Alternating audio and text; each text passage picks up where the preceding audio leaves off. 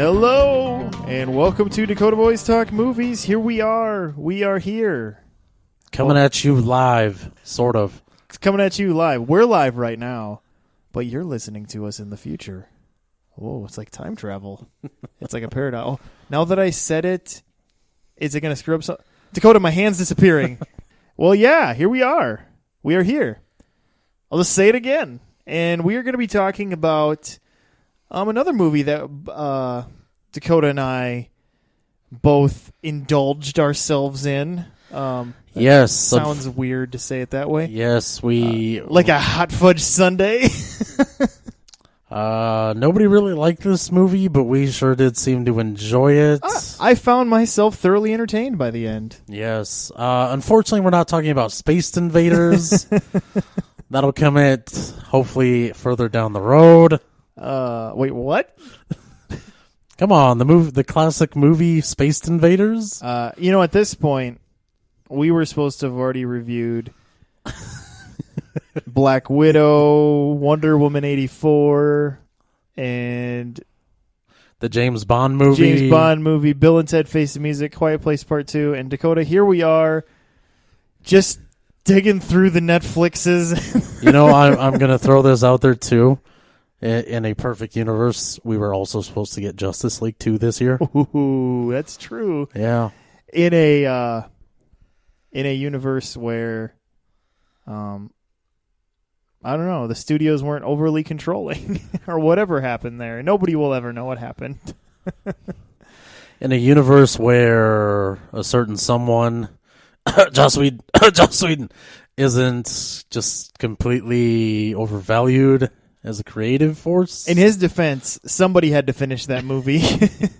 It was either him or, I don't know, who else could they have brought in? They weren't going to... Because Warner Brothers, you could say, oh, they have Christopher Nolan in their back pocket, too. But Christopher Nolan really has Warner Brothers in his back pocket. Yeah. They do whatever he says. He doesn't do whatever they say. Yeah. So many people kind of give Zack Snyder crap for how he took things. But nobody ever talks about how he was handpicked by him to basically take this. He was handpicked by himself? No, he was. Zack Snyder was picked. Come on. Zack Snyder was picked to kind of carry on the franchise because I don't think he's given credit for writing the screenplay or coming up with the story, but supposedly it was all his idea. Whose? Chris Nolan? Yeah. Oh, yeah. Well, I think it's David Goyer. He's credited with writing the script. Yeah, I think what happened there was that would have been the last time Warner Brothers did tell Christopher Nolan what to do.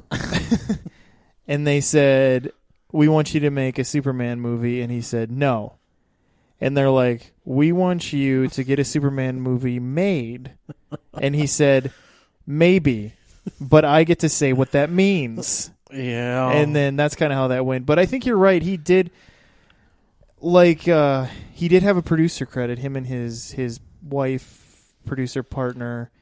And yeah, I think they kind of helped bring it to life. But then I would assume, at least the way Nolan kind of makes it go, is that then from there he was like, go for it, Zach. Once they kind of got everything rolling, then it was Zack Snyder from there. But you're right. Yeah, because David Goyer for a while was saying, no, it was his idea. I just put the words on the paper, and but something that David Goyer we all know is good at, putting words to paper. According to he needs to quit writing stuff, is what I mean. According to certain people, he is terrible at dialogue, but great at action scenes, and I think that is the only reason he has come this far. I remember, because isn't Guillermo del Toro credited with saying that about Blade 2?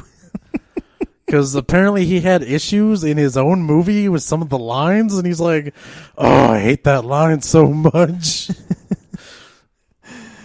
Oh, man. What are you going to do? You just grow. You just move on and grow. Speaking of, I don't know. That was a terrible segue. I don't know why I tried. And also I'm just sitting here realizing What are we even talking about? We're like 5 minutes in, and did we even say what we're talking about yet? Yeah, we said we're talking about underwater. Okay, there we go. We're talking about underwater. Yes. I watched this movie because you had seen it and said, it's pretty great, you should watch it. And then before I could watch it, I think you'd watched it about 3 more times. Yes. I rented this from Redbox, and because I was too lazy to take it back, I kind of kept it for like 3 days. So every night I would basically put it on. You're like, well, I rented it again. I better watch it again. I put it on and just kind of fall asleep to it. I'd wait. It's a weird movie to fall asleep to. I'm just going to say that. Yeah. It has some weird dreams, man. But underwater, well, what is there to say that hasn't been said? Well, nothing's been said, really. What happened? So this movie had a January release date, I believe, which would have been when theaters were still going strong. We were still living fun and fancy free. Yes. Nobody is wearing, quote unquote, masks on their face. Before the dark times, before the shadow came. And it just feels like I never even had heard of this movie. Supposedly Disney wasn't very enthused about putting this movie out there, so they kind of just dumped it. Because it's a Fox movie, correct? Yes, and it was actually made, I believe, 3 years ago. It's been sitting on a shelf somewhere. Which would make sense because there is an actor in this who's considered problematic now. Kristen Dunst, I think, has always been problematic. No, Kristen Stewart's in this, not Kristen Dunst. Oh my gosh, I just got her. That guy who's... oh, God. T.J. Miller? Thank you, T.J. Miller. Yeah, he's like, everybody tries to avoid him now because of, I don't know, sexist things or something. I don't remember. It's hard to keep track of all the blackballing that happens. But yeah, it has a... Honestly, the cast wasn't a problem for me with this movie, though. I thought everybody did a good job. Yeah. Including Kristen Stewart, which I've seen her in a few other things besides Twilight that to me prove that she's actually a good actress. One was, oh boy. Don't say The Huntsman. No, I'm totally blanking on the name, which is ironic because the movie's about a woman who's losing her memory. Still Alice. Oh, okay. She plays one of Julianne Moore's daughters, and she does a great job kind of being this very bohemian daughter who ends up kind of turning into the one who becomes a caregiver to her mom and having to be more of like the person at home. And I thought she did a really good job in that role, and seeing her kind of be a little more charismatic because, in the Twilight movie, she's very... whatever she's being. I don't know. I only saw like the first one and then bits and pieces of the others, and she's very stone-faced. I don't know. It's very strange. I don't quite understand the Twilight movies and what's going on half the time. But as far as this movie, it really just kind of just starts. Things just kind of start going downhill quick. In fact, when things started going downhill as quick as they did, I actually assumed it was in her head. Oh. And by that I mean that she was having some sort of like, that's what she was afraid would happen, because they're on a very deep, I forget how far below the ocean they are. They're down on a vessel that's like thousands of feet in the ocean. And so honestly, when things start just breaking and water shooting everywhere, I assumed she was having like a stress episode. Yeah. This film just gets underway pretty quickly. And I know critics have it seems like critics kind of bash it because it's like, oh, well, we don't know who these people are. Why should we care? Yeah, because it really does start. You're only with her, and then you meet the other people as she comes across them, and then the group getting together eventually. Yeah. Which, well, this movie is quote unquote a monster movie. Yeah, so it becomes a creature feature. It doesn't quite start that way. Yeah, and it gets... so, I mean, with that in mind, being a horror movie, there's some leeway you could give to horror movies. There's some passes you could give it. And, yeah, I think the way it opens is actually pretty great. Yeah. Besides her kind of narration. Yeah, narration is always one of those things where it's like... I could really take or leave narration. It doesn't bother me as much as it bothers like cinema sins or something like that. Because there's times when it does work, it kind of ends up being a nice cap on each side of the movie. But in this case, it was kind of like, here's the problem with narration in cases of this movie. They just do it. Yeah. But then none of the rest of the movie has it. And then you're like, it was like, why did they have to have that except they felt like and then it kind of feels like an insult to me as the audience member. Like that they felt like they had to be like, here's the inside of my head. Or it's them making it obvious that they were worried about you not caring about characters too. Yeah. And, because I mean, a movie where narration very much works would be like Shawshank Redemption. But it was because you have Red narrating and then actually giving his actual thoughts as you're kind of seeing things play out. And so it kind of works in a case like in Shawshank, but it also goes through the whole movie in Shawshank. Yeah.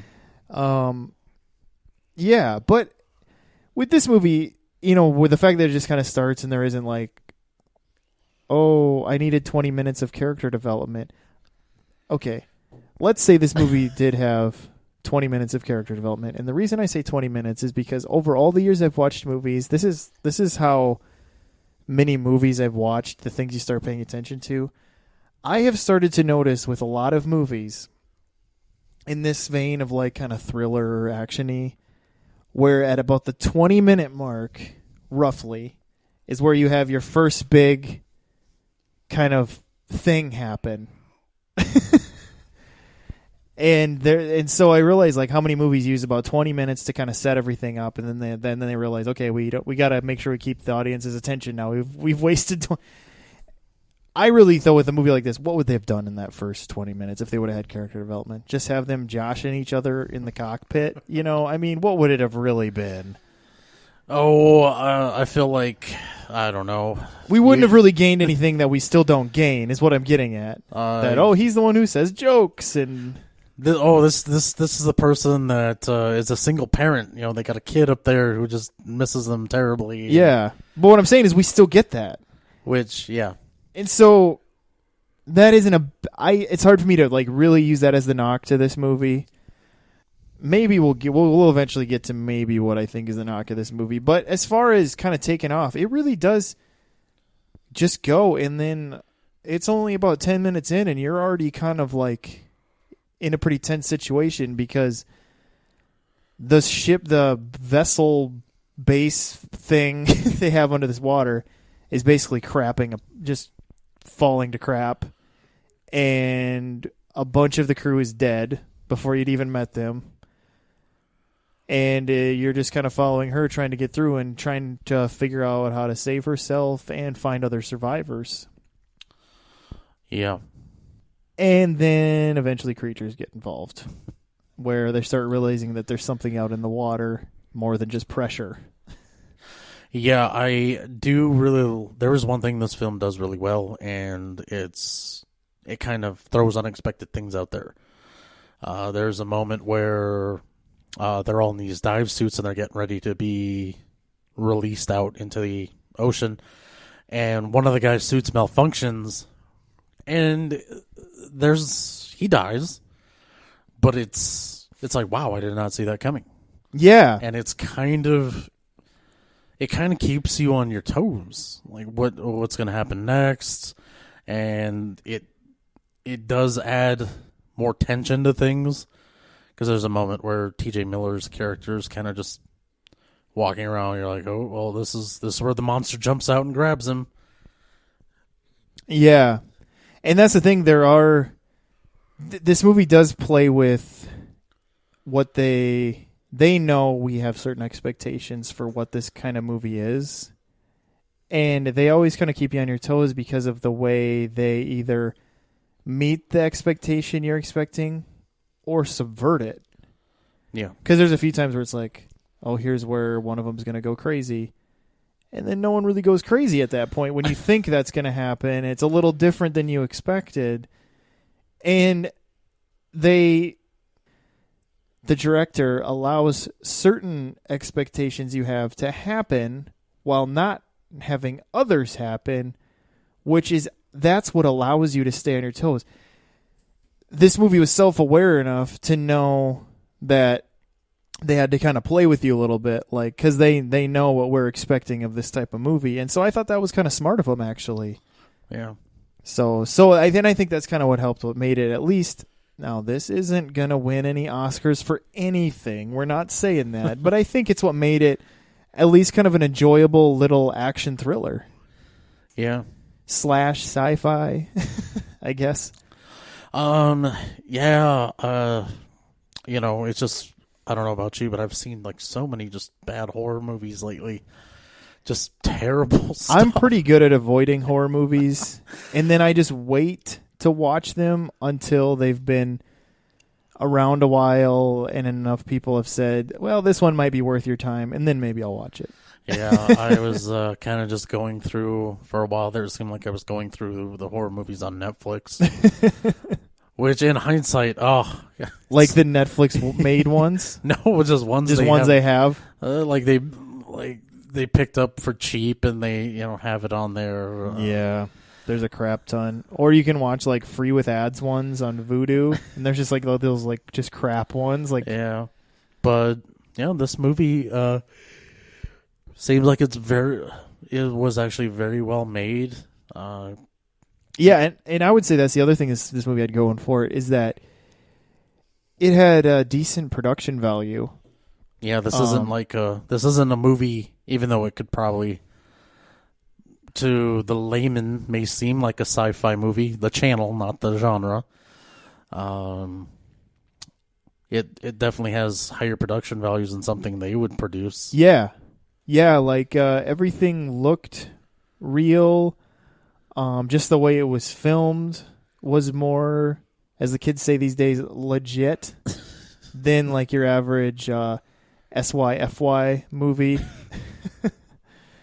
And so, yeah, I don't know, all that kind of, I guess, all of it just kind of, for the most part, worked for me. There was a few weak things, maybe. I would say probably one of the weakest things for this movie was I was just a little confused on who they're working for and if they're bad. Yeah. Because some things kind of get found out and they're like kind of the second crew that's been down there. There was another base and things like this, and you're trying to understand what this corporation maybe knew and just didn't tell these people. That was kind of my thing.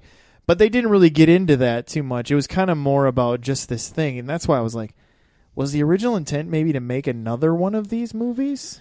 Probably. I mean, kind of feels that way, even though it's, for the most part, self-contained.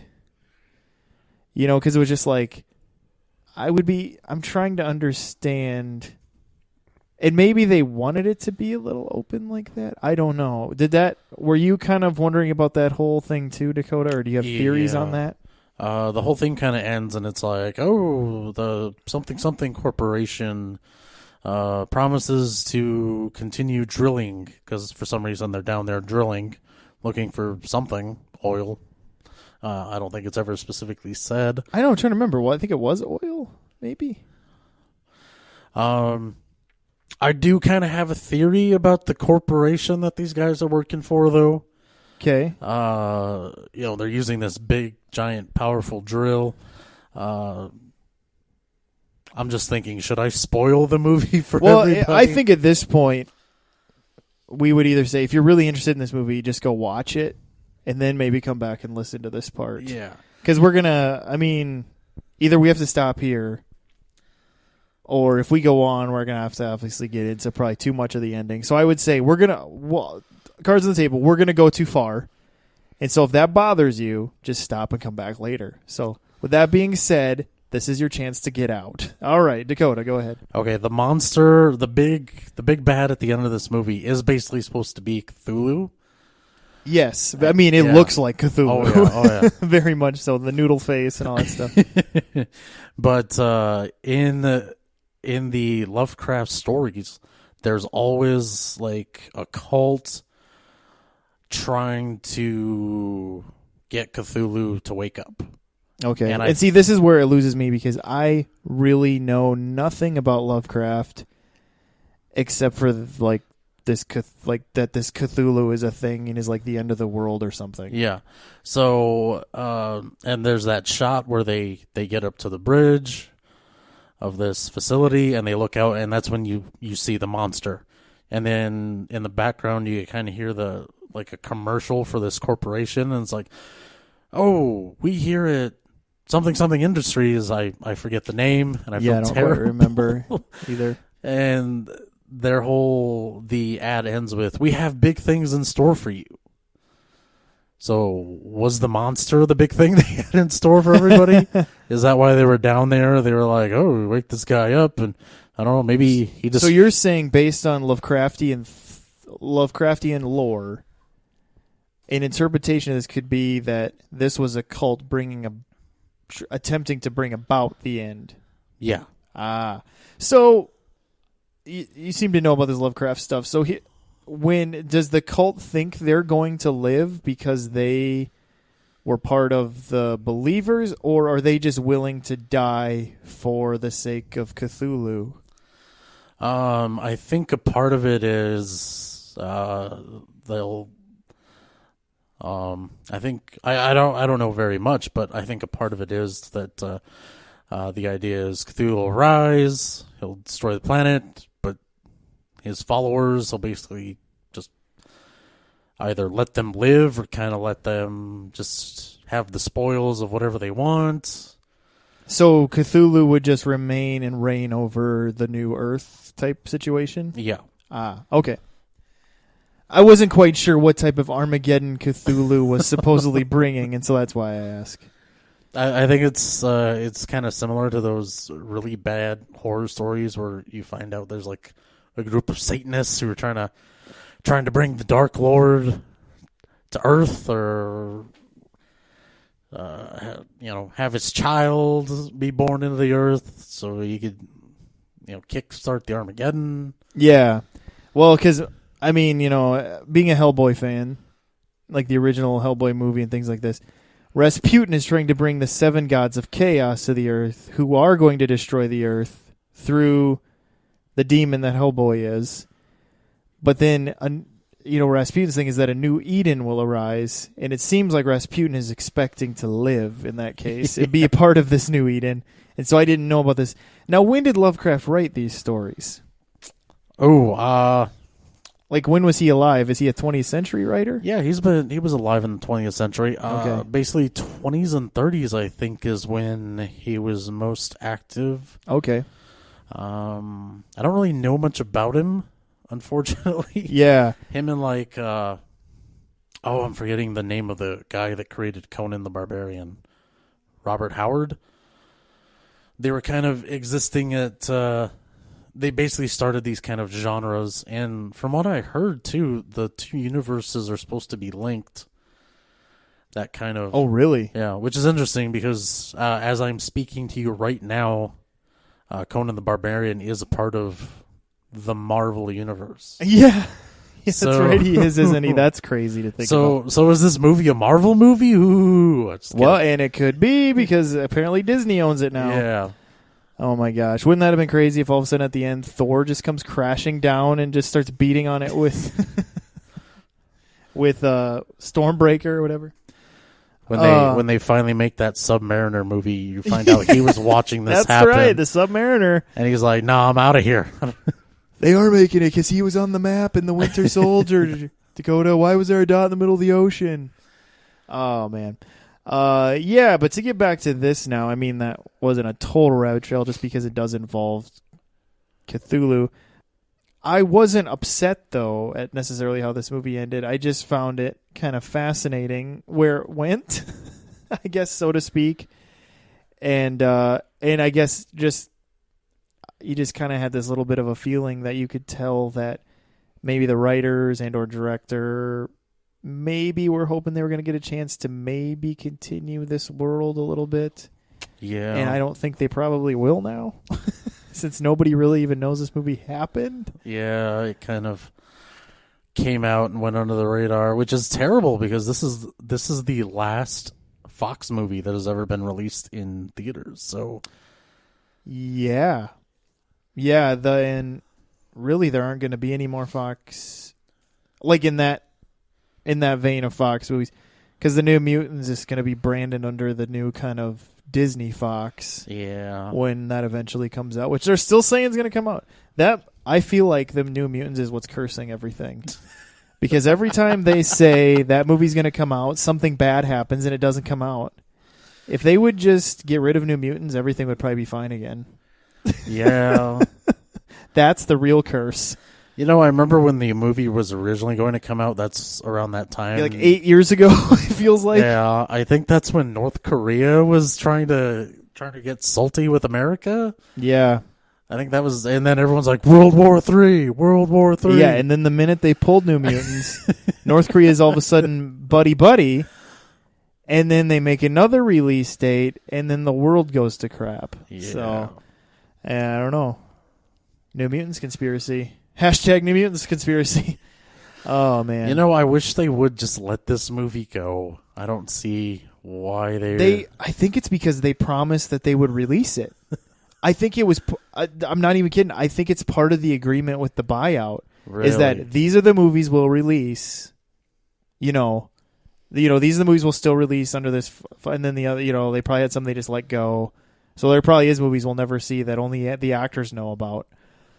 Because this movie has been, from what I've heard, just there's been reshoots upon reshoots. It's like how much money. And then I think it was Mr. Sunday Movies. I was listening to him talk about it at one point, and he says at this point they're going to have to change the name of the movie to The Old Mutants, because by the time they make another one or use these people again, they're going to look even older than the teenagers they're already supposed to be playing. Yeah, I don't... Because they filmed it like 3 years ago. Or 2 years ago, for sure. Yeah. You know something? We're kind of all... fans of George R. R. Martin is waiting for the next Song of Fire. I mean, I'm book. not, but a lot of people are. Fans are waiting for that next. Well, I'm not book waiting for him to boot up his DOS, word processor. Oh man, people are. I think we'll probably see that book come out before we see this movie. Do you think George R. R. Martin finishing that book could also possibly end the Rona? Maybe that's another curse. Maybe are these seals of the apocalypse? Like if they come out, like if we're just done. The four horsemen are the New Mutants, the song whatever Ice Fire thing, Song of Ice and Fire. Yeah. Let's see, what else could there be? The presidential election. And China, I don't know. The George Lucas. That's right, the Lucas cut. The Lucas cut coming out, or not the Lucas version or something. Yeah, of the downfall of the rise of Skywalker. The downfall of Skywalker. But wow, we really went there. Now we truly are off topic, people. Thank you for hanging with us. But technically, we're still talking movies, so it's still on topic based on the podcast name. Oh man!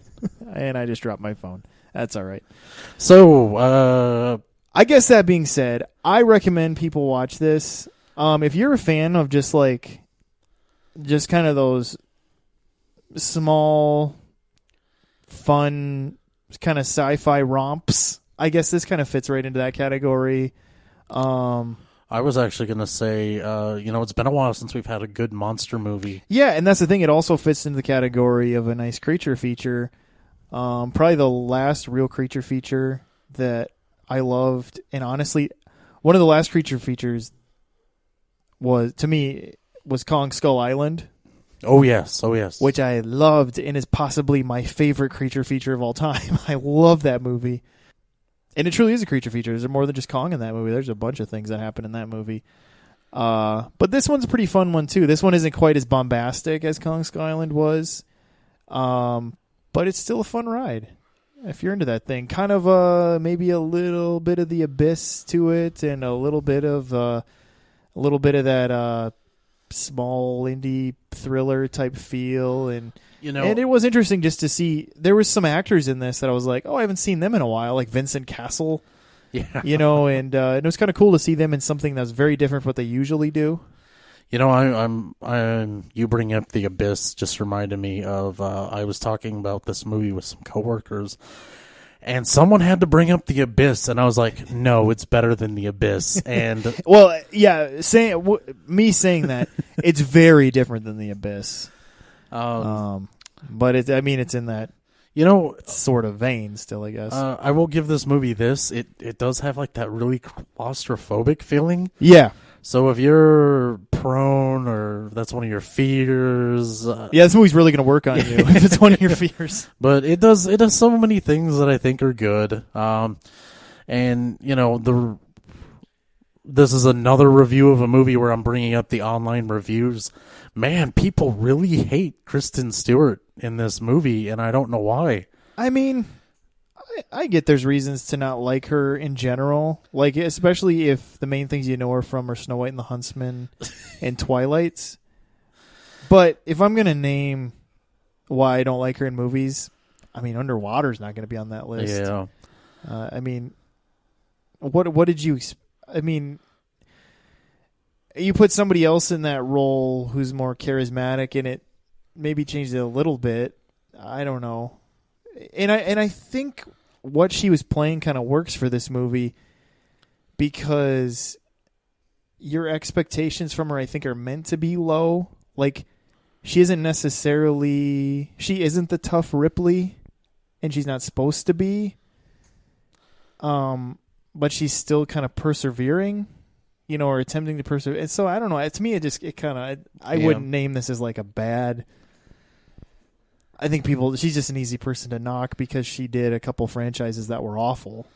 Yeah. For me, the weakest point was that narration, and there's not really a lot of it. There's not a lot. It's just unnecessary. Yeah. Yeah. But, I will say this: at no point in time while watching this movie was I bored, or was I like, oh, I think that's the biggest thing. I'd say its biggest strength is it's a very watchable, entertaining movie. It's not perfect. It's not going to win Oscars, but it was still just a fun movie. And I think I found it at a place where I was actually able to rent it for $1 or only $2 or something. So you'll probably even be able to find it where it's relatively cheap to rent, even if you don't have a Redbox nearby. Yeah. So yeah, that being said, we definitely give it a watch. We won't worry about rating it, anything other than that. How many Cthulhu heads do you give it, Dakota? No, we'll just say we both recommend giving it a watch. But yeah, I think we'll bring this episode to an end before we get on another rabbit trail.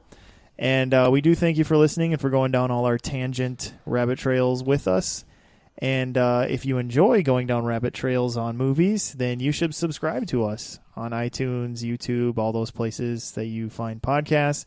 And we also like to put stupid movie stuff on Facebook. So we hope you go find the Dakota Boys Talk Movies on Facebook, where we put just anything. So you should go check that out too. Yes, if you are a fan of just random memes. Random memes, random movie facts. Every day I scour the internet looking for stuff to put up. We scour just for you. Dakota definitely finds the more random stuff, which I very much appreciate. I find that very fun. I find it's got gold, honestly. Come on. If it wasn't for me, no one would know, at least in our little group, that the guy who recorded, the sound for Star Wars was just wearing hot pink shorts, okay? I do love that picture. He's just on his tippy toes and those tiny shorts. Oh, shoot. Oh, man. But yeah, we hope you do take advantage of those things, and we do appreciate that you do. And so thank you for listening to this episode. This is Steven. This is Dakota. Catch you next time.